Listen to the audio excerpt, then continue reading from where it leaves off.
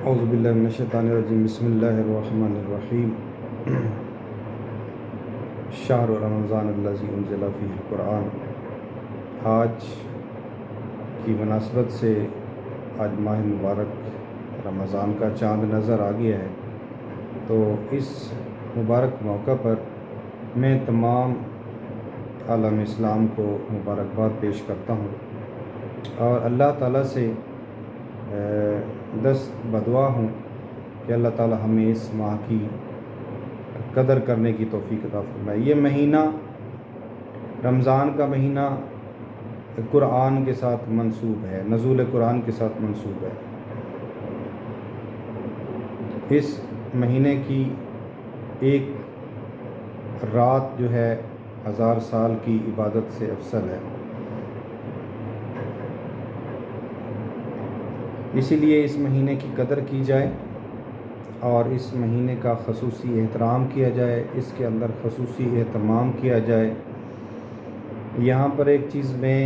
آپ سب کے گوش گزار کرنا چاہوں گا کہ رمضان کے اہتمام سے عام طور پر ہم یہ مراد لیتے ہیں کہ کھانے پینے کا بندوبست کیا جائے، اچھا سے اچھا جو ہے سیر و افطار کا انتظام کیا جائے۔ یہ چیز بھی اپنی جگہ پہ ضروری ہے، مستحبات میں سے ہے، لیکن دیکھا کیا جاتا ہے کہ عام طور پر ہماری ساری توجہ جو ہے وہ صرف اور صرف سیر و افطار کے اوپر ہی ہوتی ہے اور زیادہ ہمارا زور جو ہے وہ ریسٹ کرنے پہ اور سونے کے اوپر ہوتا ہے۔ حالانکہ یہ جو مہینہ ہے، اس کی جو گھڑیاں ہیں، اس کی جو ساعتیں ہیں، اس کے اندر میرے سمیت مل کر ہمیں یہ سب کو کوشش کرنی چاہیے۔ میں یہ بات کر رہا ہوں تو اس کا مطلب یہ نہیں ہے کہ میں بہت زیادہ حد تک جو ہے اس کی قدر کو پہچان چکا ہوں، تو ہمیں مل کر یہ کوشش کرنی ہے اس مہینے کے اندر کہ ہر خوش نصیب لوگ ہیں جن کو یہ مہینہ یہ میسر آتا ہے۔ کتنے لوگ ہوں گے آج اگر ہم اپنے ارد گرد دیکھیں، اپنی بستی کے اندر، اپنے شہر کے اندر، اپنے محلے کے اندر اگر ہم دیکھیں، اپنے رشتہ داروں میں ذرا نظر کریں تو ہم دیکھیں گے کہ کتنے ایسے لوگ ہیں جو پچھلے رمضان میں تو ہمارے ساتھ تھے لیکن اس مہینے کے اندر وہ ہمیں نظر نہیں آتے ہیں۔ تو اسی لیے ایک وقت ایسا بھی ہوگا کہ جب لوگ ادھر ادھر دیکھیں گے تو ہم ان کو نظر نہیں آ رہے ہوں گے۔ تو یہ اللہ تعالیٰ کی طرف سے ایک انعام سمجھتے ہوئے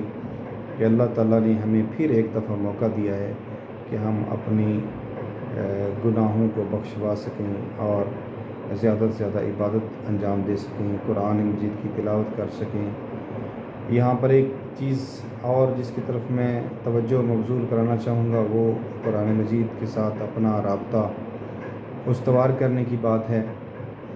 ویسے تو ایک مسلمان کی زندگی کا ایک یہ شیڈول ہونا چاہیے، روٹین ہونی چاہیے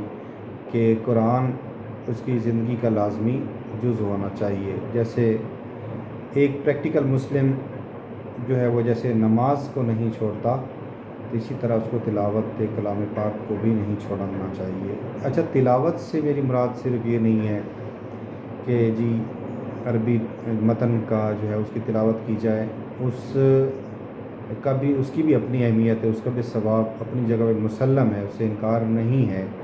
لیکن چونکہ ہم لوگ عربی نہیں ہیں اس لیے ہم عربی کو اس طریقے سے اس کے مفہوم کو نہیں سمجھ سکتے ہیں۔ اسی لیے میں گزارش کروں گا کہ کم از کم اس مہینے کے اندر جو ہے ایک دفعہ اس قرآن مجید کو ترجمے کے ساتھ پڑھ لیا جائے، تاکہ آئندہ سال جب ہم اس کو پڑھتے رہیں گے تو اس کا مفہوم ہمارے ذہن میں رہے گا اور ہماری جو زندگی ہے اس کے اندر آہستہ آہستہ جو ہے وہ ریکٹیفیکیشن آتی جائے گی۔ یہ ایک مسلسل عمل ہے، جس طرح بگاڑ کا عمل مسلسل ہے اسی طرح اصلاح کا عمل بھی مسلسل ہے۔ یکدم نہ کوئی خراب ہو جاتا ہے اور یکدم نہ ہی کوئی نیک بن جاتا ہے۔ تو اسی لیے مجھ جیسے عام ایک شخص کو ایک اپنی زندگی کی روٹین ایسی بنانی چاہیے جس کے اندر لمحہ با لمحہ جو ہے وہ آہستہ آہستہ اپنے آپ کو خدا کے نزدیک کرے، اپنے گناہوں کی معافی مانگے اور اپنی اصلاح کی اور اپنی ریکٹیفیکیشن کی کوشش کرتا رہے۔ اور اس چیز کا اعتراف کرتا رہے کہ ہاں جی ہم گناہ گار ہیں، اس میں کوئی شک نہیں ہے۔ تو اسی لیے یہ ایک پھر ہمارے لیے ایک بہت ہی خوبصورت موقع ہمیں اللہ تعالیٰ نے بخشا ہے رمضان کی شکل میں۔ تو ہمیں چاہیے کہ ہم اس مہینے کی قدر کریں۔ سب سے پہلا سٹیپ یہ ہے کہ وہ لوگ جن کو کوئی عذر نہیں ہے، کوئی بیماری نہیں ہے، صحت مند ہیں، تو ان کو روزے رکھنے چاہیے۔ ہاں جو لوگ ضعیف ہیں یا بیمار ہیں یا سفر میں ہیں تو ان سے ویسے اللہ تعالیٰ نے ان کو رعایت دی ہوئی ہے۔ عذر کے بغیر جتنے بھی لوگ ہیں ان کو پہلے سٹیپ میں کیا کرنا چاہیے کہ روزے رکھنے چاہیے، اور جب وہ روزے رکھیں گے تو اس کے بعد ان کا دل متوجہ ہوگا کہ ہماری جو اور چیزیں ہیں جن کی ہم نے اصلاح کرنی ہے، ہم نے غور و فکر کرنا ہے، ہم نے اپنے پچھلے گزشتہ زندگی کے اوپر سوچ و بچار کرنی ہے کہ ہم نے زندگی کیسے گزاری۔ جو ہے بہت سارے انسان سے غلطیاں ہو جاتی ہیں، بہت سارے گناہ ہو جاتے ہیں، بہت ساری خامیاں ہو جاتی ہیں۔ تو کیونکہ انسان جو ہے خطا اس کے ساتھ ہے، پیغمبر اور معصوم ہستیوں کے علاوہ کوئی شخص یہ نہیں کہہ سکتا کہ جو ہے مجھ سے خطا نہیں ہوتی یا مجھ سے گناہ نہیں ہوتا۔ تو اسی لیے ہمیں اعتراف کرنا چاہیے اور ہر وقت اپنے پروردگار کے حضور ہمیں توبہ و استغفار کرتے رہنا چاہیے، چلتے پھرتے اٹھتے بیٹھتے، حتیٰ جب ہم بول نہ سکیں اپنی زبان سے کہ ہماری زبان روزمرہ کی زندگی کے اندر اور کاموں کے اندر مشغول ہو، تو اس وقت ہمارا دل جو ہے وہ ذکر کر رہا ہو، وہ متوجہ ہو۔ اور یہ ممکن ہے کہ ضروری نہیں کہ انسان کی زبان جو ہے وہ ذکر کر رہی ہو، انسان کے اعضاء و جوارے ذکر کر رہے ہوں۔ تو بعض اوقات ایسا ہوتا ہے کہ جو نیک لوگ ہیں وہ ہر وقت ذکر خدا کی کیفیت میں رہتے ہیں۔ دعا کرتا ہوں کہ اللہ تعالیٰ ہم سب کو جو ہے یہ کیفیت جو ہے وہ نصیب فرمائے، اور یہ منزل آ جاتی ہے انسان کی زندگی میں اگر انسان متوجہ رہے اور ہر وقت اپنی جو شیڈول ہے زندگی کا اور اپنا ٹائم ٹیبل ایسا بنائے کہ کم از کم کوشش کرے کہ اپنے واجبات ادا کرتا رہے اور حرام چیزوں سے بچنے کی کوشش کرتا رہے۔ دیکھیں انسان، پھر میں کہہ رہا ہوں کہ غلطیاں تو ہوتی ہیں انسانوں سے، ٹھیک ہے، جب انسان سے کوئی کوتاہی ہوئی ہے، غلطی ہے، تو اس کے اوپر توبہ و استغفار کر لے تو وہ گناہ جو ہے انسان کا معاف بھی ہو جاتا ہے، لکھا بھی نہیں جاتا، اور باقاعدہ اس کے لیے ایک ٹائم بھی بتایا گیا روایات کے اندر کہ کچھ دیر تک جو ہے وہ موقع دیا جاتا ہے کہ انسان اپنی غلطی کے اوپر نادم ہو، شرمندہ ہو، تو اس وقت جو ہے اس کی غلطی معاف کر دی جاتی ہے۔ تو رب کریم کی بارگاہ میں ملتجی ہوں کہ اللہ تعالیٰ مجھے اور آپ سب کو اس مہینے کی قدر کرنے کی توفیق عطا فرمائے، اور اس کے اندر روزے رکھنے، تلاوت کلام پاک کرنے،